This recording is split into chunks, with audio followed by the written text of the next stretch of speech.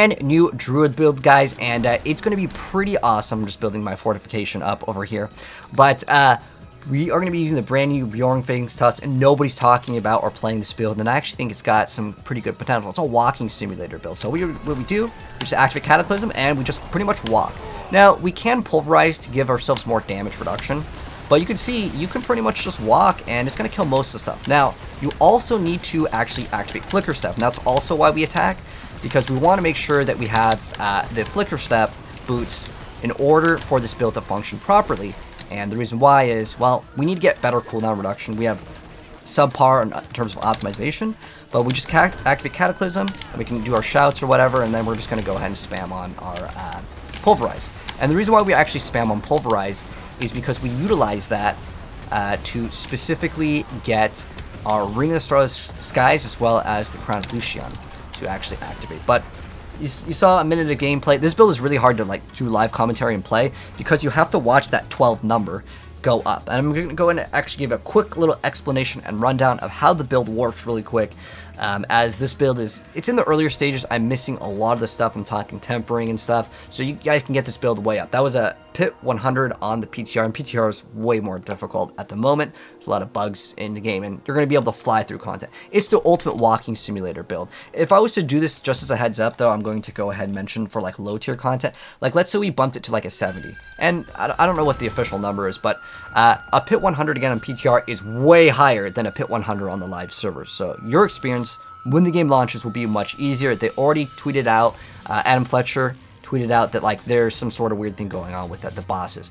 But one thing is that if you do too low of tier of content, what will happen is you cannot activate Flicker Step because the content is just deleting itself. So if you want to do this for speedruns, well, you're going to need incredible cooldown reduction, which you can do, and I'll talk about that later. But if I just activate this, you'll see that this build becomes a walking simulator build. We just walk, and you can see most of the stuff will die. Like, I don't even need to do anything. And that becomes a problem because I may not be able to activate my Flicker Step stacks, as everything is kind of just dying, and it's kind of good. Now, the elites, obviously, they may survive, but if you get the damage up high enough, which you can do, I'm missing hundreds and hundreds of damage on my tempers because there is a Cataclysm damage that rolls really high, and I don't have that, so instead I have like a stat that I have plus like Maul something on it. You get way worse the stats. This is just like an early test because we have to actually farm all the tempering recipes again, which sucks. But right now we have damage to distance, but you ideally want to get Cataclysm damage, and then you can get that to like several hundred. Let me go ahead and actually show off really quick how much damage that can actually be. So if we go to Druid over here, and I got like a two-handed, doesn't matter. I mean, ideally you'd probably want a mace, but as far as the tempering, we have Cataclysm damage. Let's say we masterwork this and got it really high. You guys can see 660% damage, and that's obviously like not going to be realistic for most people that hit triple masterworking. So even just with just one masterworking, which is very realistic, okay? Just to go 12 out of 12, that's plus 500 damage, and I do not have that. That is a huge thing. It's because on the PTR, you have to farm all the stuff again. Honestly, this is the last night over here, and it's just something I wanted to test out. So let's go ahead and go over kind of what's new with this build really quickly here, because the PTR is about to shut down. So Bjornfang's Tusks over here is the brand new item that allows this shenanigans to go on. So what's going on is Cataclysm will now actually hit enemies, because before it would hit nothing. I don't know why they ever designed an ultimate. This is your ultimate, by the way, to hit nothing. So now it actually works. But Cataclysm, while it's active, you gain unlimited spirit and deal 100x more damage. So this is a perfectly rolled one. Obviously, it's just a regular unique, so you'll be able to trade for this. And you probably want that Endless Tempest to be the like max roll or greater affix, because that is essentially going to be your big damage.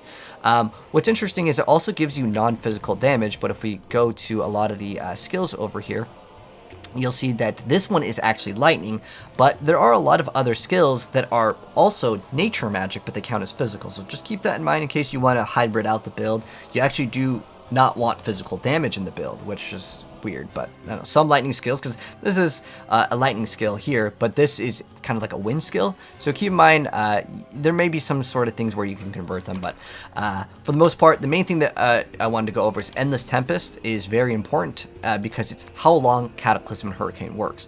Originally I was going to run Hurricane and Cataclysm, and if you want to, what you can, it's really hard to play, but this is probably the best version of the build. You get a bunch of ranks to Clarity. Clarity will then let you, if you want to cast all the pet abilities, your next Core or Wrath skill will deal crazy amounts of damage, crazy amounts of crit strike chance.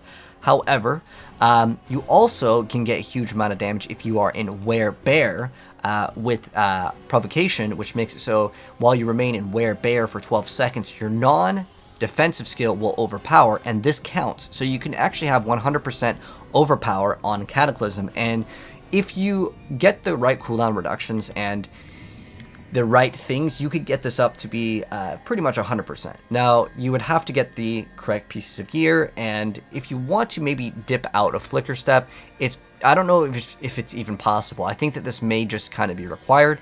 You can also consider running Hectic, but if you run Hectic in terms of a build to reduce the cooldowns of your skills, you may run into the situation where you lose out on damage, because Crown of Lucian as well as Ring of the Starless Skies, this combo is just too hot right now in the game to like give up. But this is just kind of more of a theory craft video, but I also wanted to go ahead and kind of upload like a rough build guide over here, and I'll probably drop like a more dedicated video in the future here for this build as I'm in the earlier stages of the development of this. But one thing to note is Ancestral Guidance does not work currently. It's kind of bugged. So it says after spending Spirit you gain damage. This will not proc when you happen to have unlimited Spirit. Now it says unlimited Spirit, so you have to actually spend Spirit. So you're thinking, well, no, that's working properly. Well, this says each time you spend primary resource. This says each time it says spending your primary resource, which you get unlimited of.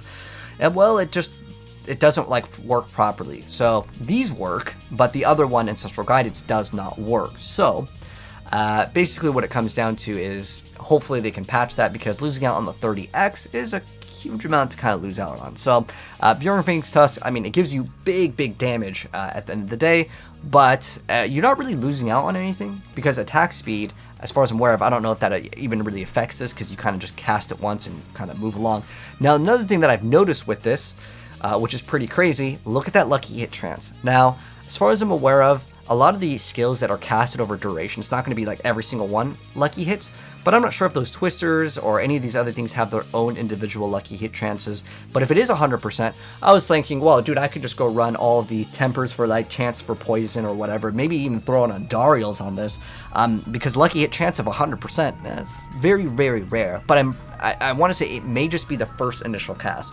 But this video is just to throw ideas out there for the Druid community, as I really didn't like the companion build, which is something that I tested out on compared to this build. This one I think has got way more potential because it's a walking simulator build.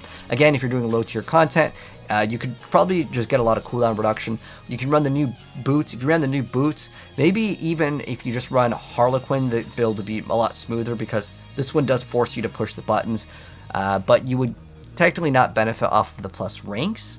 But then you would have extra room for, heck, you could run X-Falls, because X-Falls has specifically cooldown reduction on it, and it's kind of like a thing where you don't normally get cooldown reduction on a ring. But then I was thinking, oh wait, there's that other Druid ring, right? It's called Something's Will. I believe that also has ultimate CDR on it. Let me go ahead and actually grab the item really quick, hopefully I have one, so I can go ahead and show you. Okay, here it is. I think I have a Greater Affix one somewhere. Maybe it's on the live server. But anyways, this one can also give you ultimate cooldown reduction. So if you want to make this build without flicker stuff, because I know some people may not like this playstyle. I personally wish it would be smoother without it, but since you're just walking anyways. So if we ran this thing, remember this pulls in all the enemies, but if you do one-shot everything, then that'll kind of be a problem because you can't flicker step over it. But if you were to run this and it sucks in all the enemies, you have ultimate cooldown reduction here. With the new Rakonoth's Wake, you get cooldown reduction there. You can also get it in another ring, and if you want to not play this amulet, you can get it there. And in the helm, you can also run Harlequin to get cooldown reduction, or just a regular helm in general. And then you would have hopefully enough cooldown reduction, maybe combining it with Hectic, and then you don't have to play this like playstyle flicker step. But again, the whole point of this video was to show off this thing, because no one's really talking about Bjornfang's Tusk, and I think it's kind of cool.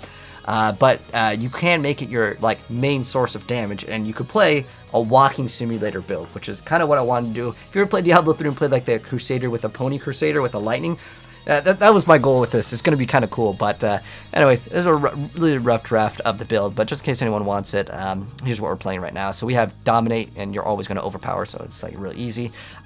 You could maybe min-max this a little bit harder. And then we're playing Thunderstruck over here, because you definitely want to. And really good stuff indeed. That damage to close is really easy to hit now. Unfortunately, that is actually a nerf because it's a lot easier to cap on. I actually got a lot of damage reduction in like Werebear form. We also running Electrocution inside of Ancestral Guidance. Remember, this does not work with the build.